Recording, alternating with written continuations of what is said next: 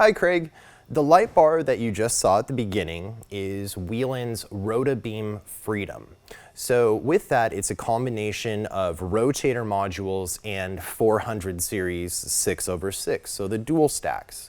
The light bar itself, it's actually based on the old I-beam chassis. So if you remember Whelen in the days of the Ultra bars, the 9M bars, you actually had a true I-beam. So there is a vertical section in the center of the light bar, and that's actually what flasher packs, strobe packs before were bolted onto, and then there's holes punched through it for wiring to go from the front to the back. So when it comes to the Rota-Beam Freedom bar, there's really not too much extra room, and again, it's a really solid I-beam, so it might be a little tough to drill through and mount onto. The light bar that I have here is Whelen's Delta Rota-Beam. So this bar, as you can see, is a bigger bar, so it has a lot more workable room to it. Nice thing about this bar is it's actually a dual level. So you have a lower level that's put together with modules that are a 500 series, and then you have the top level, which is actually configured with 360-degree rotator pods. And as you can see from looking at this bar itself, there is a lot of workable room. So on the top, there is a lot of room around the rotator modules. As you can see, there's a big open section here and here. Neat thing about this light bar, both on the top and on the bottom, is everything can be easily taken apart. So domes on the top easily removed with screws being removed.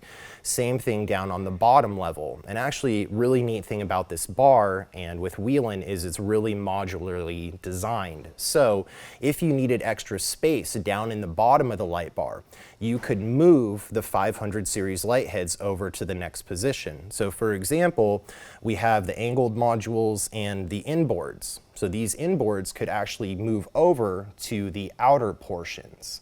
Or if you didn't need the work lights, those could be removed to allow you to have a bigger open section to install equipment inside the bar.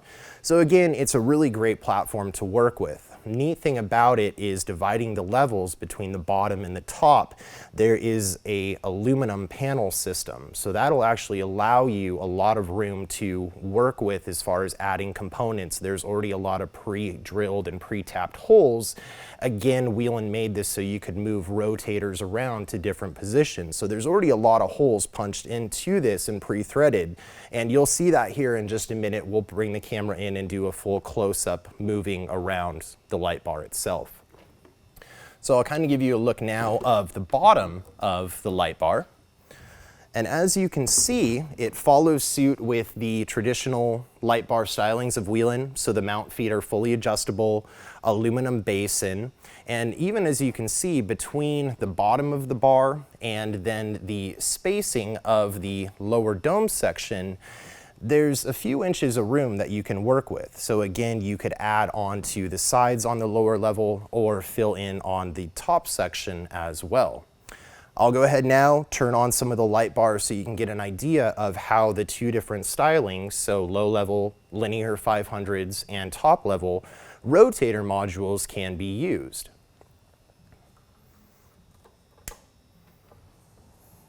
So there you see 500 series modules flashing away nice and bright. And again, if you want to move them, the corners can be set out here. The module here could be moved to this position, so you can really just move it around. There's already little pre-dimples in the domes for the 500 to pop right into and to sit nice and level. If you then want to activate additional, like the other light bars of Whelen that you're used to working with, it's based on trigger wires. So trigger wires to activate the different functions. So you can then activate rotator pods as wanted, modules in the back, so again 500 series. So there's a look at the outboard rotators. LED alleys, takedowns if wanted. Again, you can move them. Center rotator module. And again, neat thing about this bar is if you wanted to have this whole top center section fully open, you wouldn't need to use a rotator in here. So you could just have the outer ones. So that would allow you to have over 24 inches of workable room inside the light bar. Go ahead, turn it around here now so you can see the back versus the front.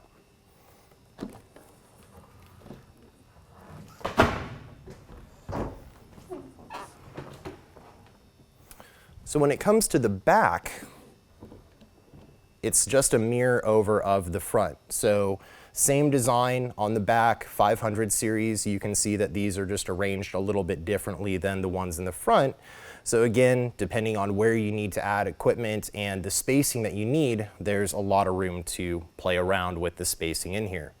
So we'll go ahead now, bring the camera in close, do some highlights showing the inside of the bar, top level and bottom level, so you can see if this will be able to work with what you're needing it to. Thanks, Craig.